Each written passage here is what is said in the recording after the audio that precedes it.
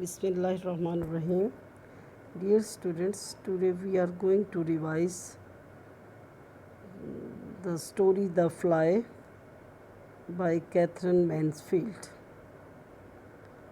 Catherine Mansfield, she was born in 1888 and passed away in 1923. She was born in New Zealand. Catherine left New Zealand and moved to London in 1903. Mansfield returned to New Zealand in 1906 and began to write short stories. Mansfield decided to go to London again in 1908 and never visited New Zealand again. She also spent time in Germany, which influenced some of her work. She returned to London again in 1910 and 1911. Mansfield began a relationship with a guy named Murray. In January 1914, Mansfield and Murray moved to Paris.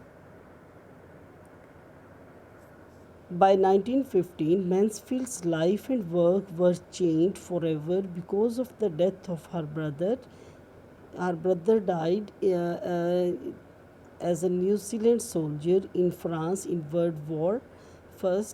Mansfield was shocked and by that experience of life.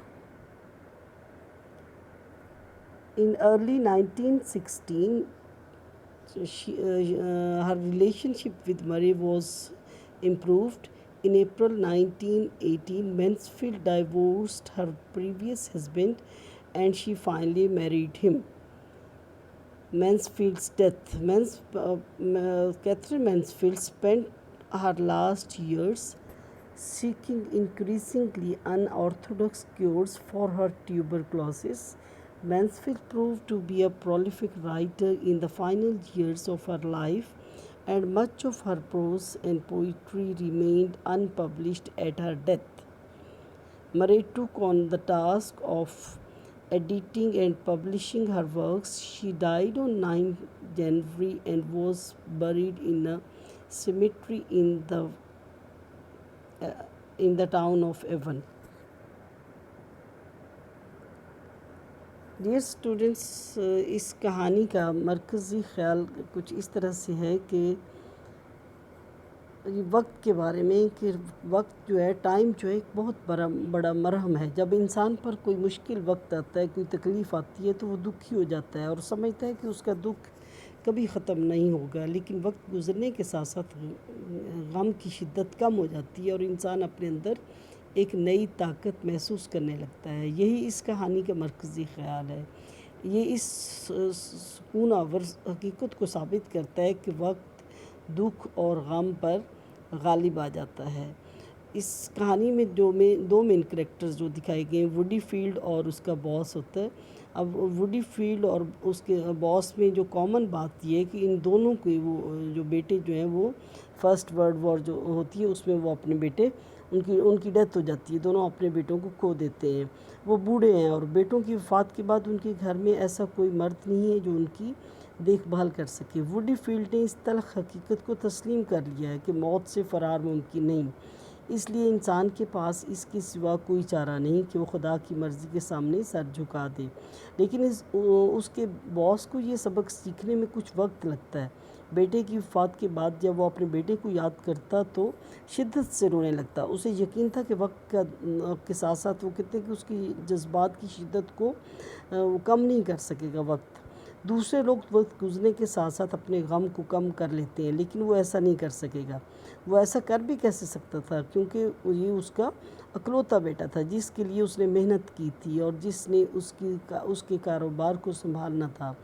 अब 6 साल गुज़रने के बाद उसकी आंखों से आंसू नहीं निकलते. वो ये बात समझने से कासिर है. उसे इस बात को समझ नहीं रहा कि ऐसा क्यों है कि 6 ईयर्स के बाद वो कहते हैं कि वो शिद्दत जो है गम की वैसी क्यों नहीं है. दरअसल इसमें उसका कोई कसूर नहीं है, क्योंकि वक्त जो है वो ख़ुद ही इंसान के दिल पर जो है वो आहिस्ता मरहम रख देता है. इसका ये मतलब नहीं कि वो बेहिस हो गया है या इनकी जब भी वो माई सन वर्ड्स अपने मुंह से निकालता था तो उसकी आंखों में आंसू आ जाते थे. लेकिन अब 6 ایئرس کے بعد وہ انٹینسٹی جو ہے وہ جو پین کی اور جو اس کا جو غم ہے وہ والی کچھ کیفیت اس کی کم ہوتی جا رہی ہے. اب اس کے بعد ہم اس کے کچھ مین پوائنٹس جو ہے نا جسٹ ان کی ریڈنگ کریں گے، ان کی وہ اسٹڈی کریں گے، اور پھر میں آپ کو اس چیپٹر کے مین جو لانگ کویسچنز ہیں وہ بتاؤں گی. Mr Woodifield is a retired man. On one Tuesday afternoon, he visits the office where he worked before falling ill.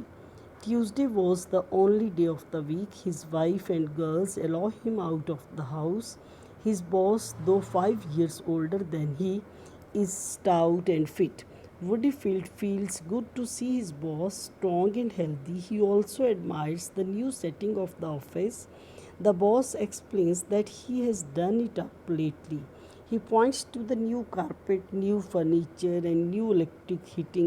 Woodyfield notices that the boss does not point to the photograph of a grave-looking boy in the uniform. The photograph is not new. It has been there for the past 6 years. The two men enjoy their surroundings and each other's company. After some time, Woodyfield says he cannot recall something he wanted to tell the boss. The boss feels sorry for the old man as he is on his last life. He encourages Woodyfield to drink some whiskey to restore his memory, even if it is against doctor's orders. As they enjoy their drinks, Woodyfield suddenly remembers what he had meant to tell the boss. His daughters had recently been in Belgium, where they visited their brother Reggie's gravesite. They noticed that the boss' son's gravesite was nearby. Both graves were well cared for. The gravesites were in a beautiful place with broad paths. Flowers were growing on all the graves. The boss is visibly upset and distracted as Woodyfield gives him the details. Woodyfield asks if the boss has been there. The boss says he has not. Woodyfield carries on about how expensive the jam was at the hotel where the girls stayed, but the boss responds without listening and hurries to end the conversation. He shows Woodyfield out. The boss stares blankly for a time. He then orders his clerk to leave him alone for half an hour. He closes his office door, slumps into his chair, and covers his face with his hands. Woodyfield's announcement had come as a shock.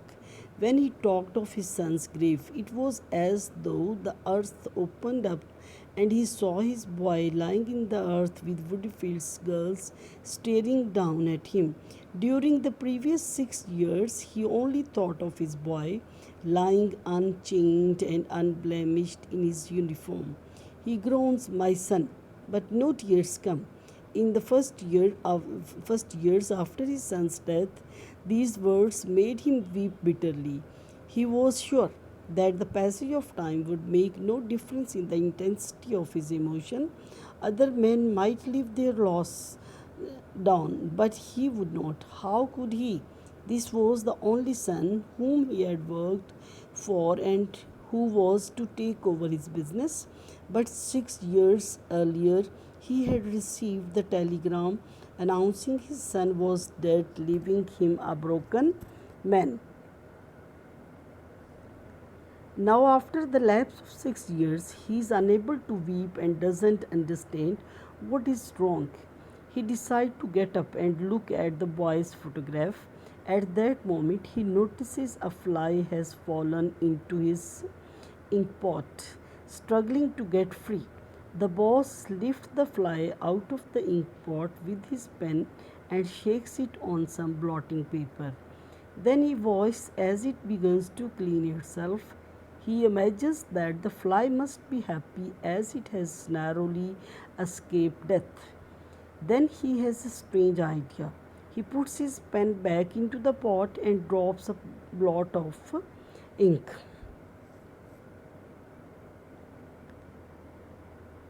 On the fly seems stunned but eventually begins to clean itself again.